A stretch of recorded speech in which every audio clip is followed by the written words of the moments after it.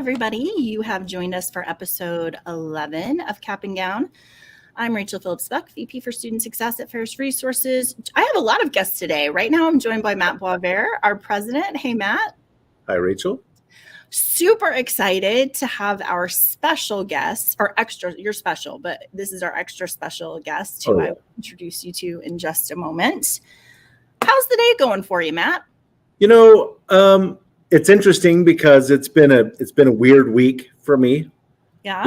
A couple of weird things have happened, but today I knew good things were coming because of, I think I even texted you and said I hope some good mojo is coming this way because I burned my hand and then I have an eye issue, which is why I'm wearing glasses today. And good things have happened today. Great things have happened for you today. I'm going to tell everybody what great thing happened for me today, but I'm a little hesitant because, last week we unveiled our theme of curiosity and I gave everybody a sneak peek inside my head when I told you what kinds of things I Google. Right. It was a little much. That was kind of a wild ride. So I'm going to tell you something else today that you're going to be like, what is it like to live in Rachel's brain? I'm going to give you just a little picture of it. Okay. All right. It's embarrassing. But for the last 2 years, I've had a strange brain tick where every time I see a primary colored car, I start looking for, are there other colors of the rainbow around it? And I'm telling you, it started off kind of fun. Like, oh, red. Do I see? Yeah, there's blue. There's always blue, right? But it has evolved into a little bit of an obsession, so much so that everybody who's close to me knows when we're driving on the road, they're like, my daughter will be like, Mom, there's red, there's green. I just have wanted to see all the colors of the rainbow. All in one view. One view. And you actually exported this tick to Norway, didn't you? I did. I told my nephew about it. Now he's got it too. And the hard ones are purple and orange. Those, as you can imagine, those are the hardest ones to find. But I got very encouraged last week because in the parking lot, we're on the 7th floor, in the parking lot outside of our office, we have a parking lot where a red, yellow, blue, green, and orange, did I get them all? I'm missing one. Yeah. They all live. Like the people who work in that building, those cars are there. So I said to you yesterday, Matt, one of these days, a purple car is going to drive into this parking lot and I'm going to get my wish, my 2-year-old wish. And it happened today. I was working at my office. I saw this purple car coming down the road and I was like, it can't be. And then it turned into the parking lot and I must have taken 65 pictures of it because I was so excited and happy. It's a great day. And it was a fancy purple car at that. It had red rims. It was fancy really awesome. sport. I mean, I want, like, I know that sounds crazy, but I'm really hoping this is like when you have a song stuck in your head and you finally hear it and then you can be released because it's kind of not fun anymore. It's kind of like a struggle for me. Anyway, that's one really exciting thing that happened. But the other thing that happens more exciting, which is that we have a new client as of today. Do you want to tell everyone who it is? Yeah, we're super excited to add Indiana Wesleyan to our list of schools we serve. So we've been in relationship with them for a really long time. Really enjoy their president. I love their career and calling work that they've done. We have done ACSD on their campus. So we're really excited to be able to serve them. So it has been a really good day. Been a great day. Yeah, absolutely. Okay. I want to do State of the Union, but I'm going to continue in the same vein of curiosity. I want to tell you 3 more of my Google searches this week. The first one is the best substitute for teriyaki sauce. The answer is ponzu sauce. Okay, but wait a minute. Is ponzu sauce really something you might have in your fridge? No. If you're out of teriyaki, you're ponzu. Yeah, what do you do? I don't know. Okay, what did I do? I use soy sauce, so I don't think. Yeah, I would have gone with soy, but I mean, really, I would have gone with soy, and then I don't know. A little sweet. Yeah. Put a little sweet in there. But wasn't that the whole point? Is like you were like, hey, I don't have teriyaki. What's in my fridge that I could throw in there? Yeah. No. Not okay. super helpful. That didn't help. Where does the phrase "in the weeds" come from? Which, if you guys know, please tell me because I can't find a definitive answer. There's a couple of different suggestions. One is about bootleggers, one is about golf, one is about hiding. I don't really know. So that was not a Maybe search that came to any fruition. Maybe your super special guest today will know. I bet Michael would know that. Maybe you can just tell us. Okay, and then lastly, where to eat in DC, because I am going to DC at the end of this week for ACCU. So if you are going to be there, come and find me. If you have any recommendations for where I should go to eat while I'm there, please let me know. Okay, it is time for State of the Union.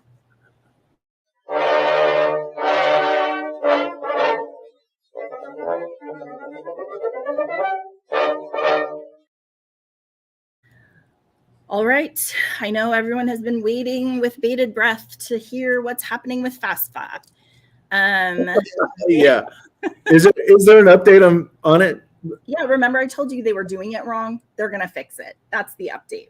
So they're going to do some different inflation calculations, which is going to mean that there's going to be $1.8 billion more money for students to claim. So that's awesome. Wow. But also now we're having a government watchdog. The U.S. Department of Education should be under investigation for the way that they've rolled out FAFSA. That's what a bunch of lawmakers are saying. So now we need to have a probe into the FAFSA rollout. Didn't you say there's like 24 lawmakers who are wanting to understand what happened here? It's a big deal. It's like, hey, surely people in the Department of Education understand how critical this is, right? I don't know. The timing of this is, okay. I'd like to know what they find out. Me too. And when that happens, I'll tell you. Thanks. Okay, another really interesting article called 5 Student Ideas for Preparing for Work. So the theme, Matt, today in State of the Union is this wrestle between college as work preparation, college as like this humanities holistic piece, which I don't think is a new discussion to have, but a lot of the articles in the news these days are kind of in that philosophical wrestle about what should be done. I really love this article. Talks about the founders of a Oregon Bend company called Snowplanks, who create sustainable snowboards. They built this company 10 years ago. They started a relationship with the Oregon State University at Cascades, where they were coming and lecturing and they were getting connected with students. And the co-founders decided to donate the entire business to OSU Cascades. So what that means then is students are going to be running it from here on out in terms of product design, marketing, management.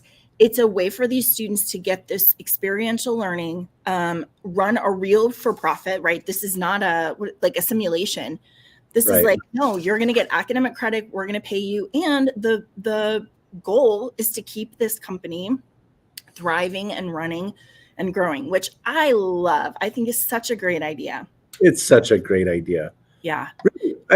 I think what's fun about that is you can connect your alumni with this. There's so many different ways. Of course, I used to teach in a college of business, and just thinking about all the different functions within the College of Business. But as we know, there's a lot of other majors who can be really valuable in helping us. So sure. So that's really exciting. It's related to what students are saying. So the rest of this article is talking about, they have what is the survey that I can't stand? Student voice survey. The write-ups are always confusing. I don't understand I don't understand it. However, the summary of a recent Student Voice article is that students are like, we want internships, we want experiential learning, we want professional connections, we want smaller career fairs, we don't want to go to a gigantic one, we want specialized one, and we want to have life classes on life skills, which is hilarious to me, Matt, because our families were having dinner the other day, and I was talking to your daughter who's 12, and I was like, she said to me, do they ever teach you real adult things? And I was like, what adult things are you talking about? She's like, taxes. Does anybody talk about taxes at any point? They teach you about that? I was like, yes. She's real worried about taxes.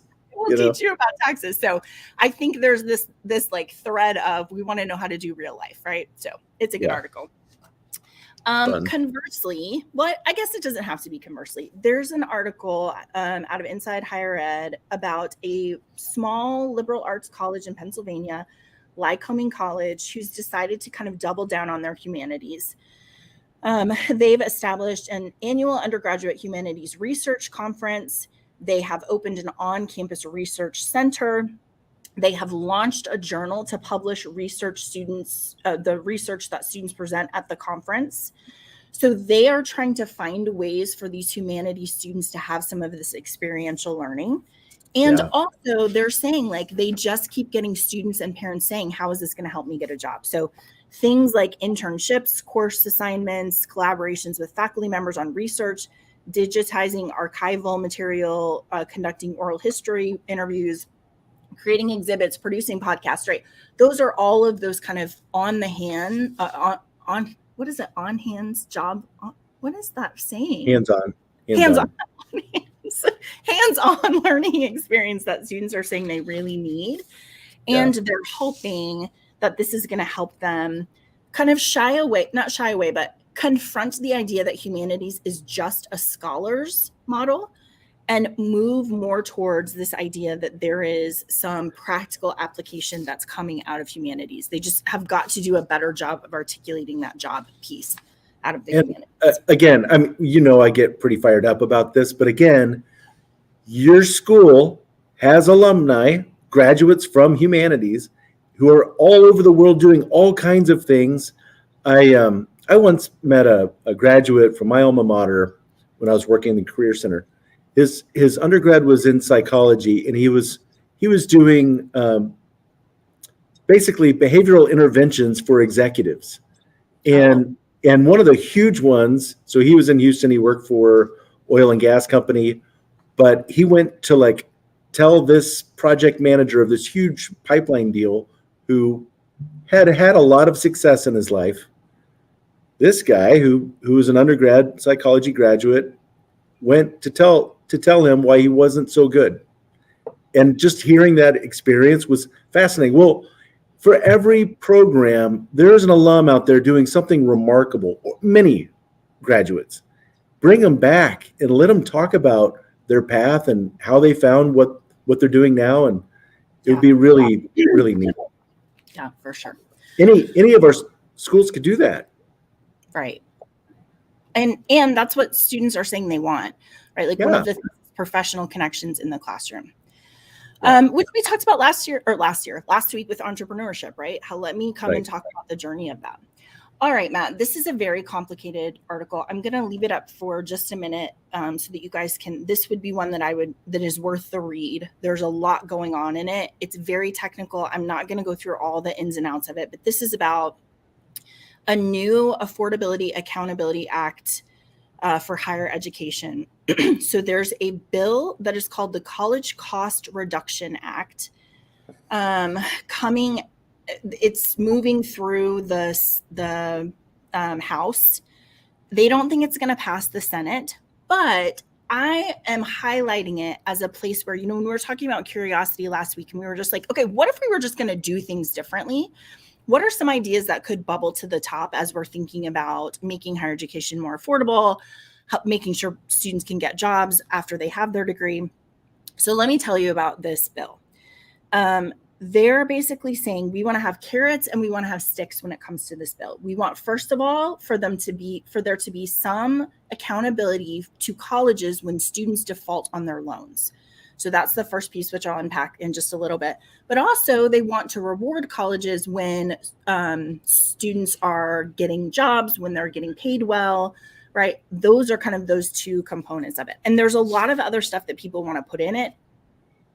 There's a wrestle about, we don't just want to make college job training. We also want to have this other holistic piece. And so there's going to be some wrestle there.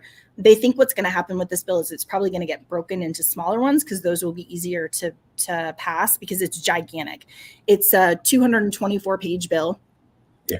It's in response to some updating, people are like, we need to update the Higher Education Act of 1965.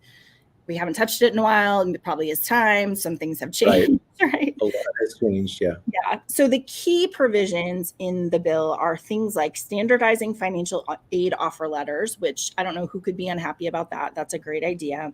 Universal net price calculator to the college scorecard, student level data system, eliminating interest for future and current borrowers.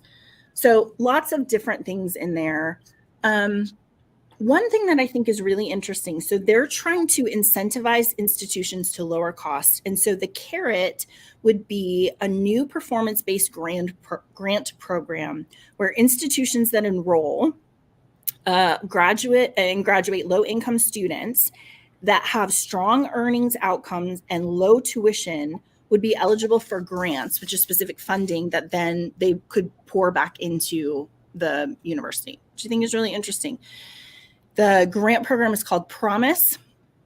And you basically have two things. You have what you're rewarded for, whether you have these good outcomes. And they, in this article, talk about like your students have to make this amount of money with an undergraduate degree, this amount of money with a graduate degree. So it's very, very quantitative in terms of how they're going to measure that.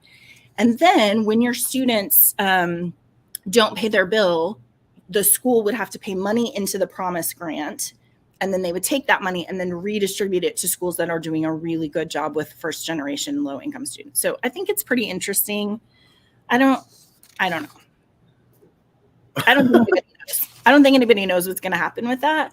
Oh yeah. Well, the bottom line for me is, as we talked about last week, and how I think higher ed is in this really interesting new position, right? Yeah. And so part of that, so everyone's talking about tuition and debt and then jobs and outcomes. So a lot of this is to address those things. What I love about this process is, can we start thinking upstream? Right. So one key thing is, we can't just continue to forgive student debt. And so say we're done. When the next year student debt starts to accumulate 20 years from now, they decide to do a jubilee again. Instead, can we fix the problem? Yeah. Can we address that? So I like this.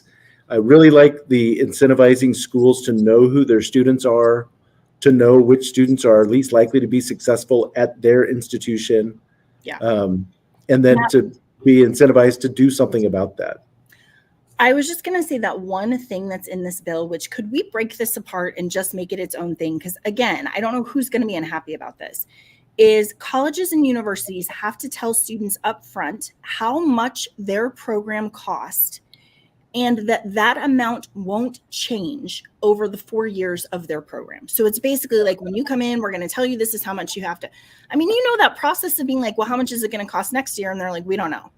Right. So that's a really difficult, we should work that out. We should get that figured out. Anyway, read the article. Keep an eye on that bill. I think it's going to be really interesting. There's a very misleading article that talks about fall 2023 enrollment counts. The two things I'm going to tell you are, first of all, enrollment counts are up 1.1%, which is still bad news because they're down like 5% from 2019. So that's not super exciting. But for the first time, they looked at colleges that are actually preparing, community colleges that are focused mostly on vocational training. And for those community colleges in 2023, they had an enrollment increase of 16%. So again, to this national conversation of jobs versus higher education, there's some evidence that there's at least a group of people who are like, I don't know why I would go take on all that debt when I could go to a vocational school. Okay, two more for you. Western Oklahoma University has adopted a new grading system where they're not giving D's and F's. Their goal, what? Western Oregon. What did I say? Oklahoma? Yeah. Okay. Oregon. Western Oregon University.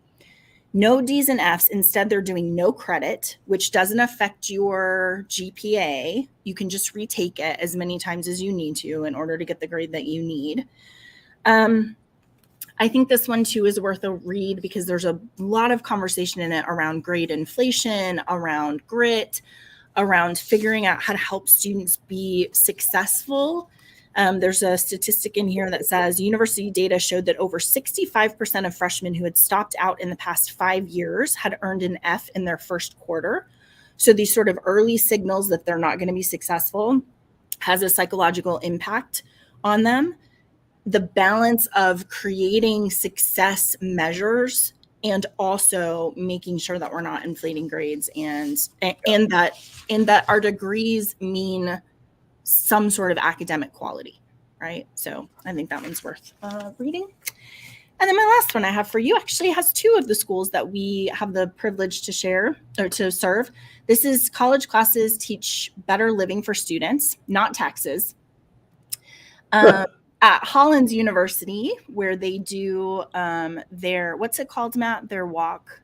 Tinker Day. Tinker Day, where they do Tinker Day during January 20. You can look that up if you don't know about it. It's awesome.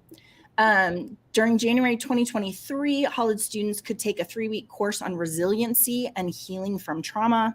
They learned real life skills, including yoga, how to partake in forest bathing, which is pretty amazing. Nature walks, those sorts of things. University of Maryland launched a 7-week course on emotional regulation skills, which is awesome. Western New England trained 16 faculty members, staff, and administrators to serve as mental health first aid instructors with the goal of training 1/3 of the campus community about how to recover. And then lastly, I'm super excited. We've served Centenary University for many, many years. They have just created they had their first cohort in this online graduate degree, 90 students. The degree is a master's degree in happiness studies.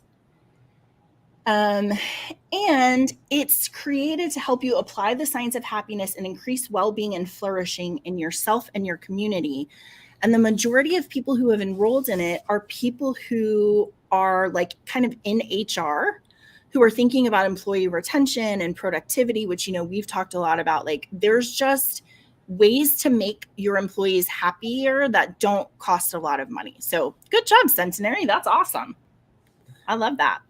Yeah, I just took a whole trip on, maybe my curiosity has been triggered on this one, just all the different places in our society who could benefit from someone who has earned a master's in, it's in happiness studies. Let's see. Happiness studies. Happiness studies is what it's called. So yeah. All right. Well, that is the State of the Union. So Matt, that means I am going to dismiss you. And all right, I'm going. Okay, bye. Thanks for coming. I just want to say thanks for having me. Bye. You're welcome. And I'm going to invite my next special guest, Michael Burns. Hey, Michael. Hello.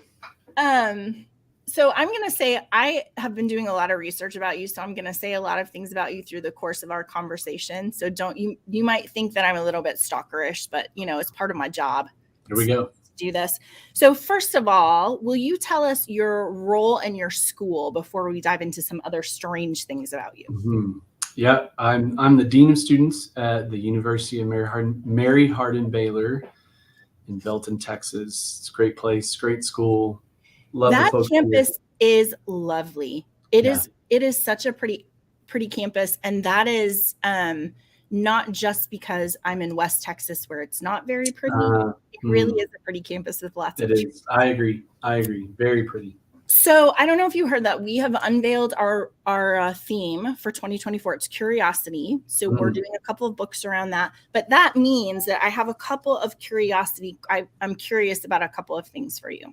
Okay, before you do that, you got to share your Google, like the things you Google. Yeah. I have I looked up the last 3 things that I Googled. Okay. Tell me.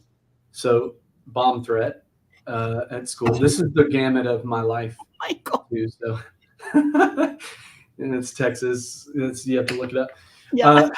How to reset your Sonic drive-in password. We wanted some drinks, so I need to figure that out. And how to snake your laundry drain because my laundry drain overflowed into our laundry room. So, you know, that's so instructive because I have conversations, I'm sure you do all the time too, with younger people who are like, how do you learn to be an adult? those are such good examples of like, we don't know how to be adults. Like this stuff No comes idea. over, like, how do we do this thing, right? And working at colleges and housing and I have great tools that lots of people. I mean, there's a guy who gave me a really cool snake. I don't know how to use it, so I had to look. Okay, what do I do with this thing? And You're not like, just put it in my thanks. house. Yeah. That's Yep. really helpful. Yep. I don't know. Yep. I don't know what I'm going to do. Okay, here are my curiosity questions for you. When you travel, do you put your clothes in the drawers, or do you live out of your suitcase? I typically drawer it. Yeah, I like Really? to undo it and put it out. Yeah, Okay, do. that surprises me a little bit. yeah. I didn't even know that was a possibility until I was talking to someone the other day, and I was like, for real, people use drawers? And they're like, yeah, all the time. Okay. Yeah, I All love right. it. What is your favorite place you have traveled? I really like Thailand. I've been a couple times and I really, really enjoy it. It's a great Awesome. place. The people, the food. They're beautiful Yeah. beaches too, right? Do what? There are beautiful beaches too. There is. I've been to the beautiful beaches, not a ton, but Yeah. went to what's called James Bond Island, and it's where they filmed some James Bond stuff. Big mountainous kind of formations out in the middle of the water. Super cool. Canoed around That's those. That was really cool. Yeah. Yep. That's good. Okay, two more. What is your Enneagram type? 7, and it's probably 7 wing 7. I don't know if that I could. You're straight. If You're that's just possible, a 7, but 7. yeah. Yeah. Yep. Okay. Yep. I'm a 7 too, so this will be a good conversation. There you go.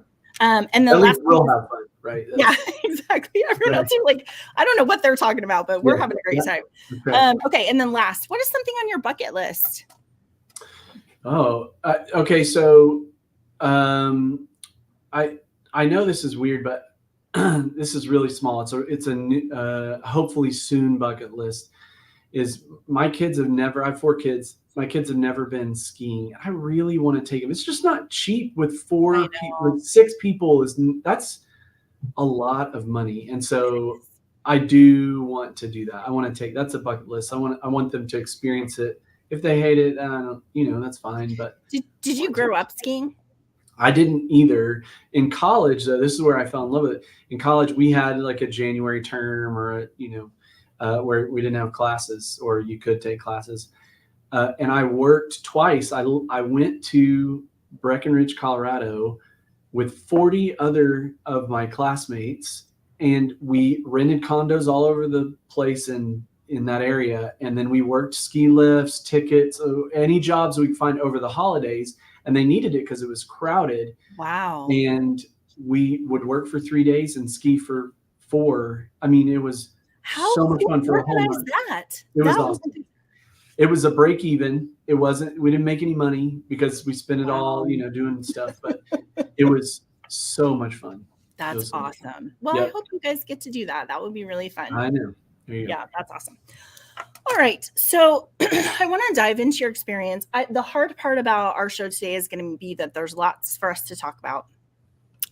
One thing I want to tell everybody is I missed this event in your life. I'm really sorry, but you just got your PhD in the last 9 months. April, yeah. Yeah. Last April, Awesome. Dissertation on exploring race talk at a Christian college. I read it. It was great. You did? I did. You fell asleep to it, is what you mean. It was super. Yeah.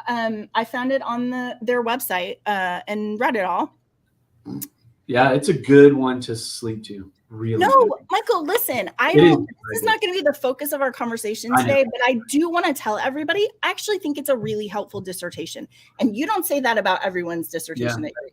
Sometimes you read it and you're like, I'm glad you did that. But this is a really good one. So you guys go look at it and read. I think there's a lot of super helpful applications depending on what's happening on your campus. So I'm going to give a shout out to your dissertation. How often does that happen? Not. Okay, so my first question is, can you tell us a little bit about how you have found yourself in higher education? Like, what's the path that brings you to where you are now?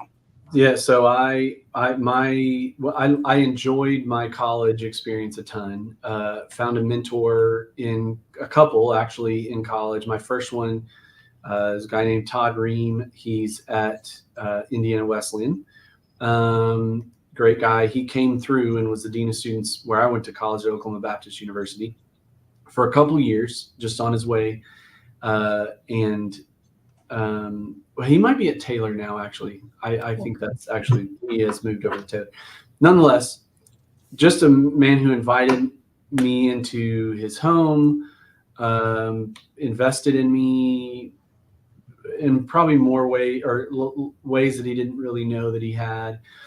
And then, and then there was another mentor named Monica Mullen. She works at Dallas College, phenomenal, just friend, longtime friend. Anyway, and we talked about the possibility of higher ed while I was in college. And she called me one July and said, "Hey, we have an opening. I want you to apply for an RD position." And so I moved in the same day as RAs moved in, had no idea really what I was doing, but I'm a 7, so we had a blast. And I fell in love with it. And then I went to my first ACSD, and I found, and then I started my master's program, people that were rowing in the same direction. Yeah. And I fell in love with it. Like this is actual work. It's not, people just planning stuff, and there's some theory and growth, and there's purpose behind what happens. It's not just accidental. So anyway, that's I started as an RD and then just kind of moved up as jobs opened. So I'm really curious about your experience as a student. What kind of a student were you in college? Average, maybe above average. I enjoyed college, and I enjoyed class. I mean, I worked a 3.2 or something, be average. But I enjoyed lots of friends and had some incredible relationships. Like I went all in. Yeah. Mm-hmm. I wonder, you've heard me talk before about, I had a really hard time in college in my undergraduate. And so that's always informing how I'm thinking about students and how I want us to talk to them and what I'm imagining is going on in their brain and that sort of thing. Is there any of your college experience that influences or impacts the way that you engage with students now? That's a great question. I think that it is, I think that there was always a sinking feeling that I was on the in and that there were some people on the out. And so I think that maybe influences some of the stuff that I do or the way that I approach or the questions that I ask. It's what influenced my dissertation topic. Yeah. So yeah, I mean, I'd started before that. I remember a conversation with a guy in high school when we were freshmen, and we bet $20 that he wouldn't graduate high school. And it was probably a more in-depth conversation, it was a more surface conversation with lots of underlying things that neither of us really knew was there. And so I still remember that conversation very well, and it's influenced me a ton. He graduated. I gave him $20. Nice. Well, one of the things you say in your dissertation is how important it is to make the invisible visible, right? Which is kind of what you're saying is like, we're in this conversation and we don't even understand all of the things that we're saying to each other, and being able to step back and understand what those things actually are and be able to talk about them.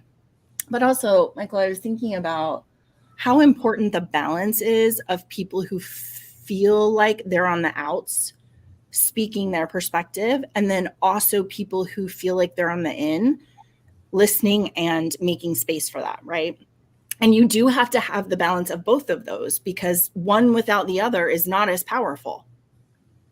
I agree. It's incredibly, it's a tough dance. There's lots of power involved. I think that many people come with good intentions and just don't know what's at play or what's at stake even. And I think that both the ins and the outs could benefit from listening and hearing. The hard part is it takes new forms and shapes. You're talking about that basically the return on investment article, and that's like the humanities kind of idea. Yeah. And higher ed to me is just, it's a pendulum. It just goes back and forth. It's not, the history of higher ed is not very linear. It swings back and forth, similar to our generations, right? Our generations just pendulum. And we talk a ton about meaningful life. There's a great professor at Baylor, Perry Glanzer, that talks a ton about the good life and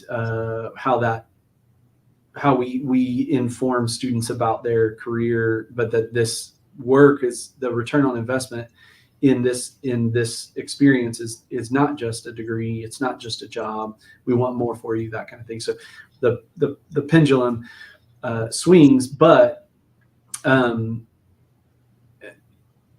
it's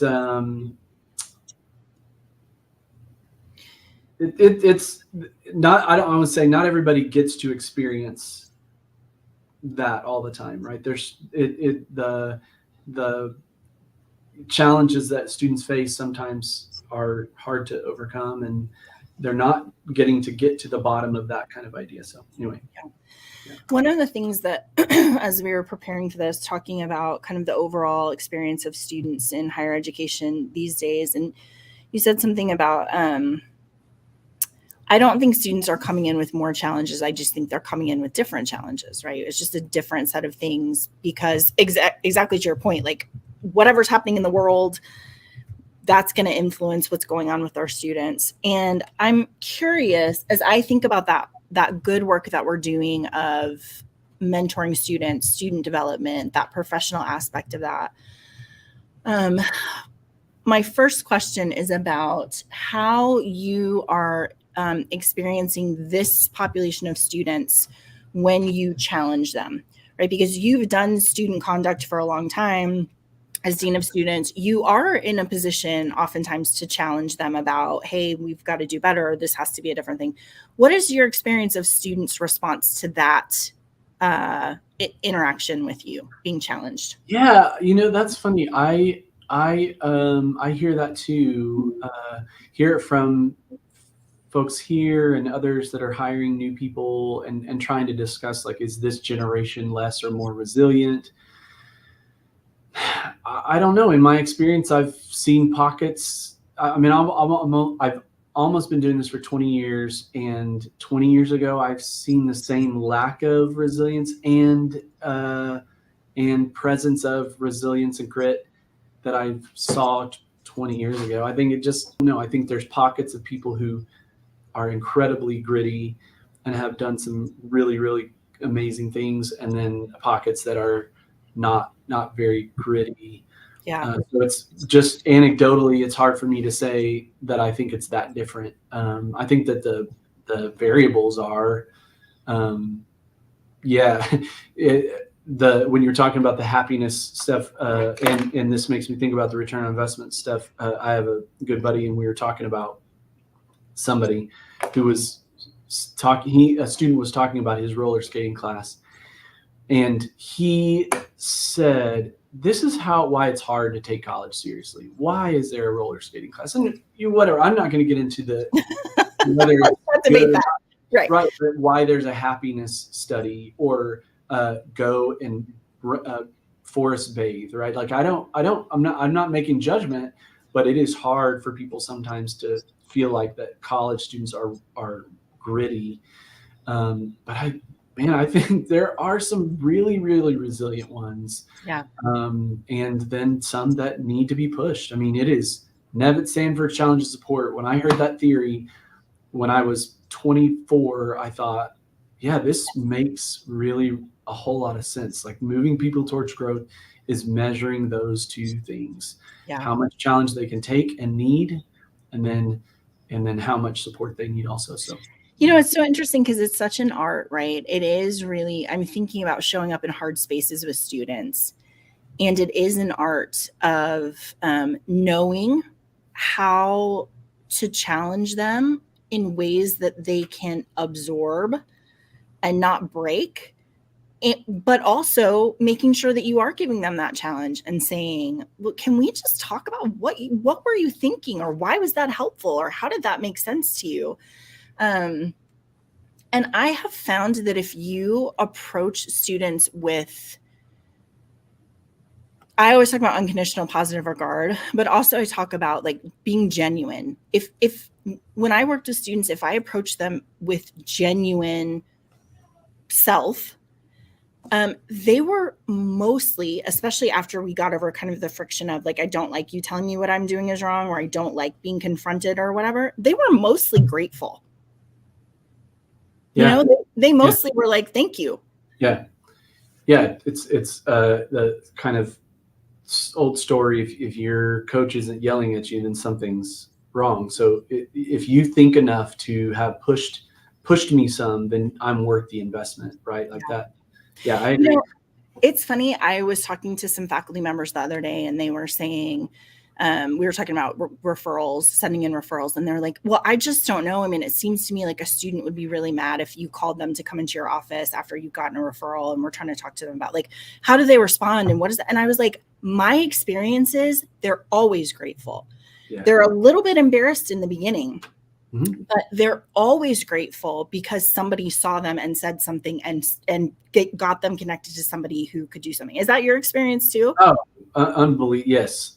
Yeah. And I've done this long enough to where I know that people don't want to hear from me, especially dean of students. No one ever wants. I walk down that like hallway and the coaches are like, what happened? Like what? And sometimes something has and sometimes something hasn't. But removing people's shame is like disarming people. That's the first thing that happens. Yeah. And then as you move past it and just say, it's okay, we want to help you. They're really grateful to be rescued. It's a weight that they were carrying, whatever it was, even the shame of maybe being absent, not going to class, feeling stuck, right? Like those kind of things. And I wonder about us. I'm thinking especially about faculty training, because I think faculty's role is developing so much these days. It just is a different thing than it was even 20 years ago. And I wonder about some of the training opportunities to say the stepping up to the student and saying, hey, you're not doing a great job is hard. Of course, it feels uncomfortable, but you should not be worried that their response is going to be angry at you or frustrated or whatever. If you approach them the right way, actually, they're going to be really happy about it. Because listen, if I didn't have the experience of sitting in hard spots with students, I can imagine that I'd be like, I don't want to do that because it's going to be terrible and they're going to hate it and it's going to be right. But instead, when you have that place of conflict, if it's good conflict and it's appropriate and it's moving them, actually you come out of that, those students love you. You know what I mean? Yeah. You know what's funny is I do think there has been a shift. So maybe 10 years ago, 15 years ago, counseling it's very stigmatized, and colleges work to destigmatize it, right? Yeah. But almost to its, like we joked maybe 5 years ago, we want to re-stigmatize counseling because we were flooded with, I have anxiety. No, you don't. You don't have anxiety. You have challenges. You need to talk to your grandmother and let her encourage you, right? So we see the shift that it's okay to, but what I am seeing now actually is I'm not hearing I have anxiety as much anymore. Some of the diagnosable things, I'm not hearing students say that as much as they were maybe even 5 years ago, 4 years ago. And I'm wondering if they want some more of this challenge. Like I'm ready to be challenged. It's hard. It doesn't mean it's not difficult. But I don't know. It's all done in relationships, right? If people trust that you have their interests at heart and that you're not just getting onto them, that's right. I think that's adjacent to a conversation that I'm hearing a lot of on a lot of campuses now, which is the fear of approaching a student about something that's going on. I feel like we have had this pendulum swing where send them to counseling, right? And I think what you said is exactly right. Sometimes it is just, that feels yucky. I'm sorry that you're having such a hard day.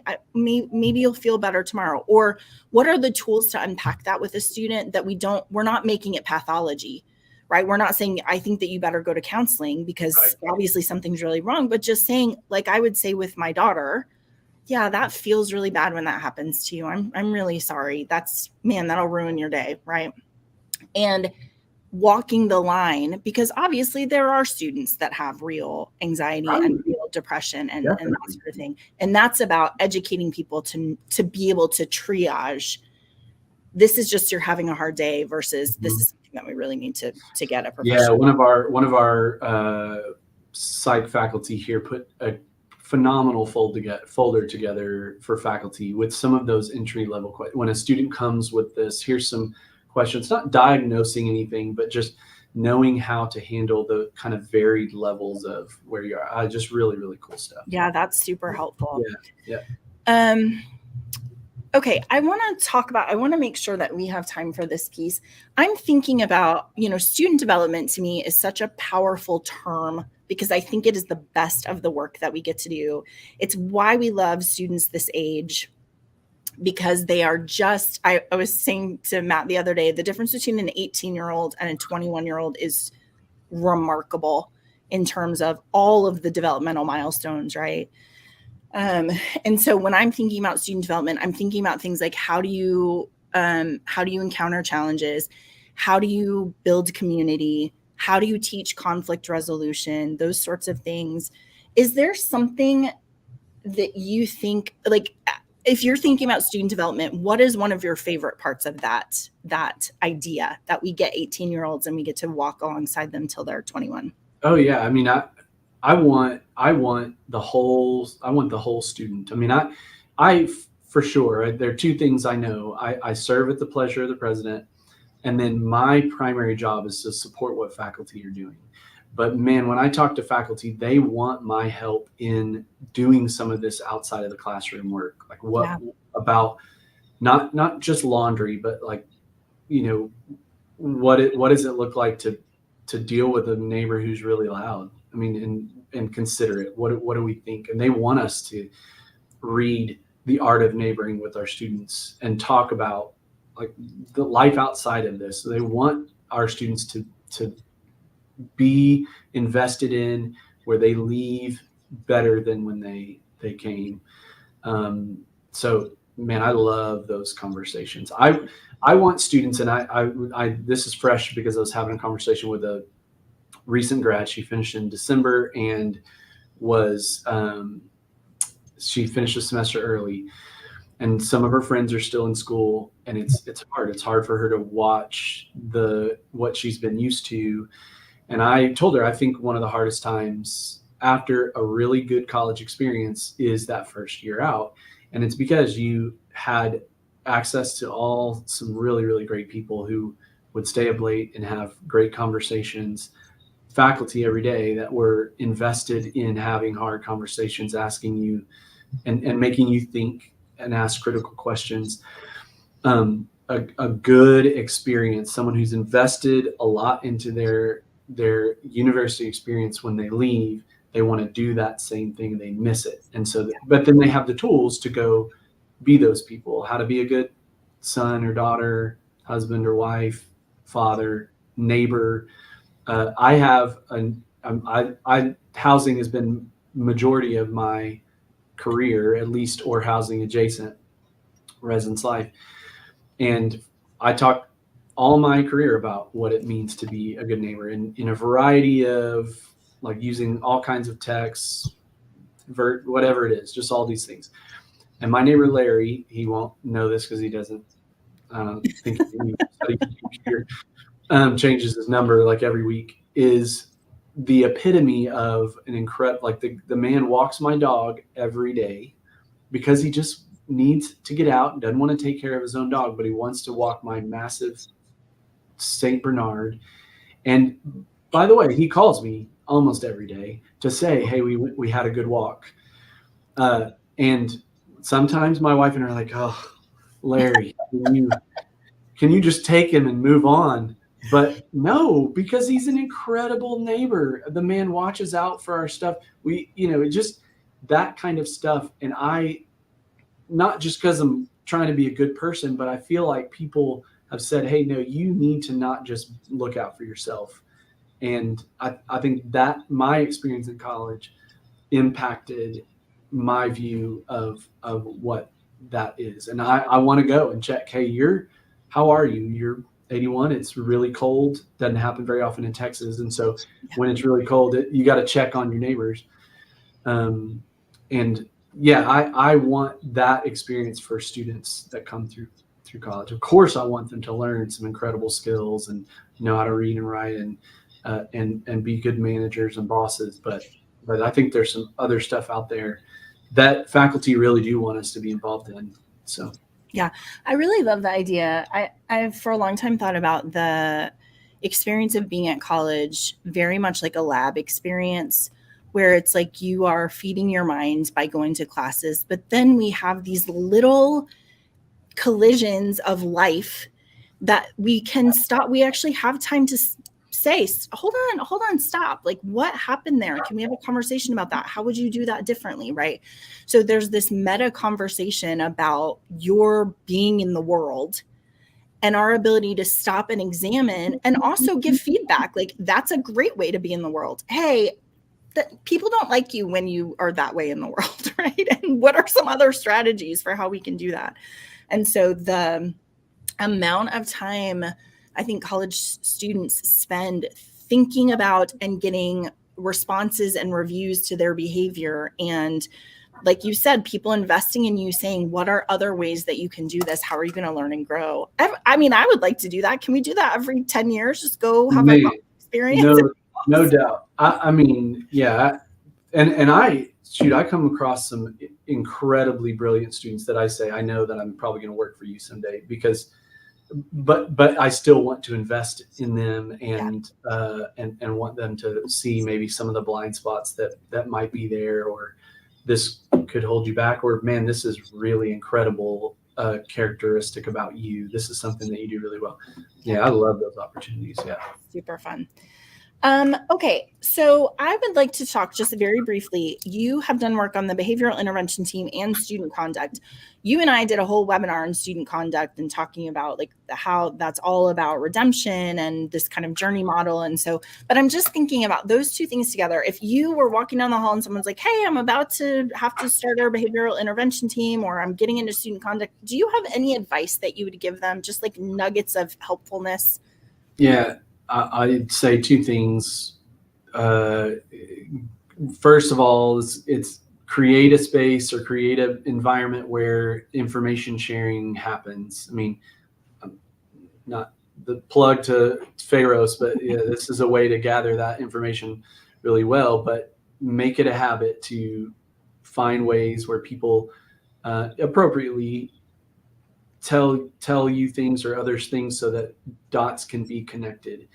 I think that is a very powerful tool to help students be successful. And behavioral intervention is not always, right, just threats to the university herself. Like it could be a myriad of things. And I think there's some great people at universities that have really good skills at helping students navigate those times and help them grow.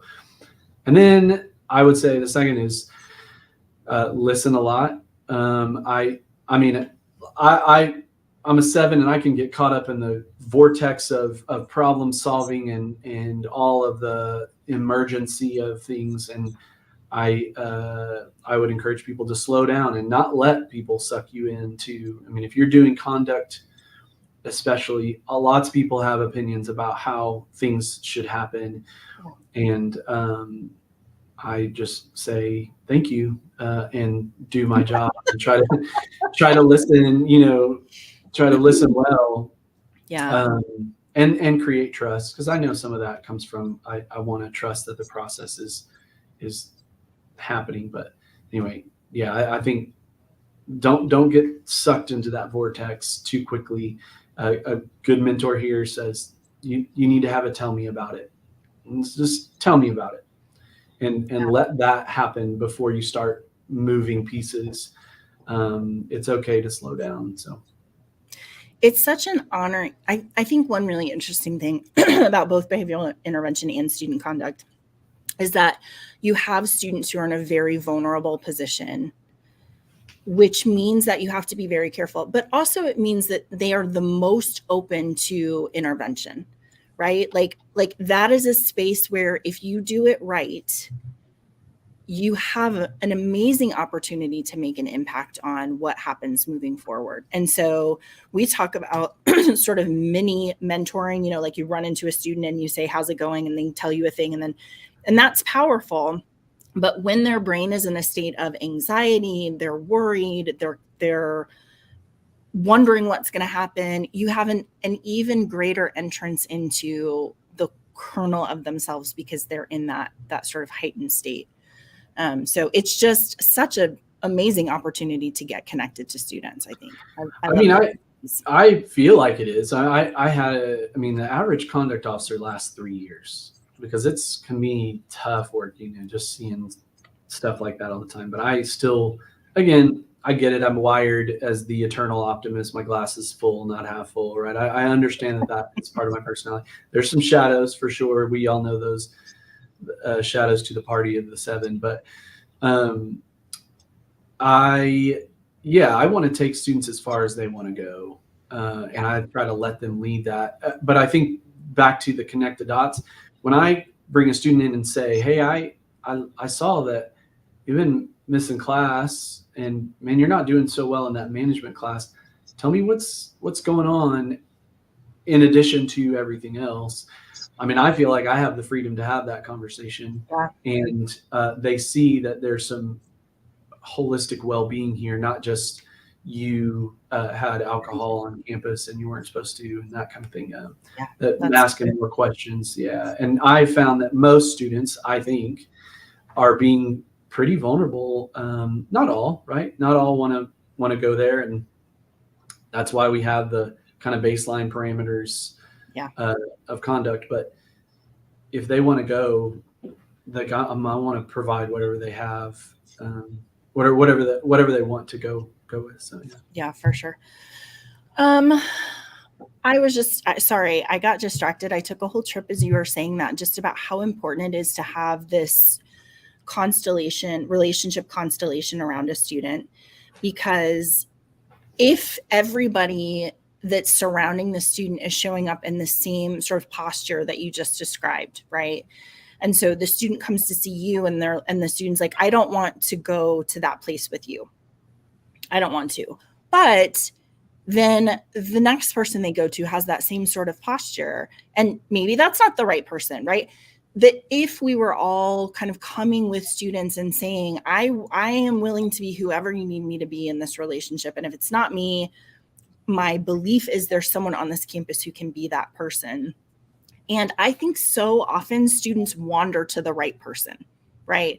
They just find the person who speaks their language, has the right perspective, is going to create space in the right way.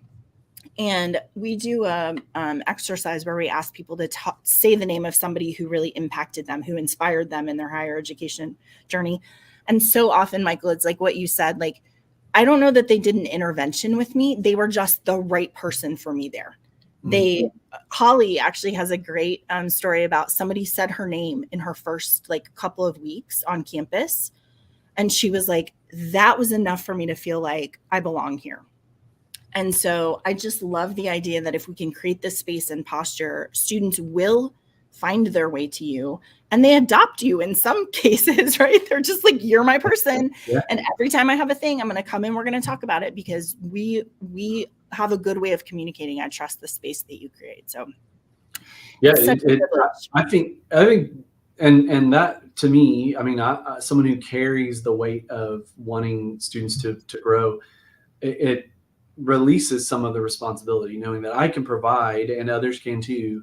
Of course, I want to be great stewards of students we have. We've talked about this higher ed bill accountability. There's actually in Texas, there's a community college bill that came out. It's HB 8, I don't know, House Bill 8, and it's incentives like that. They moved away from just enrollment to graduation, persistence, movement to four-year universities, all that. Anyway, all that to say, I feel the weight of wanting us to be successful and wanting to be good stewards of the students that we have.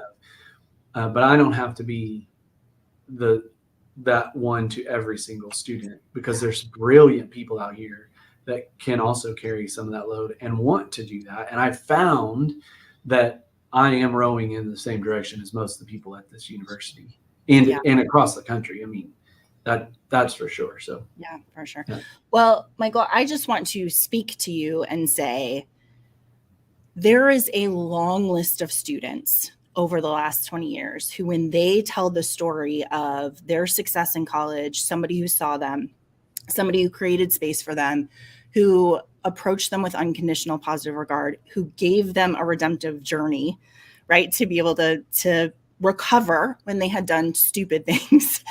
It's such a privilege that your name will come up, and you will be a person that they'll be like, Michael Burns, I remember he was my dean and this is what he did for me and how he treated me.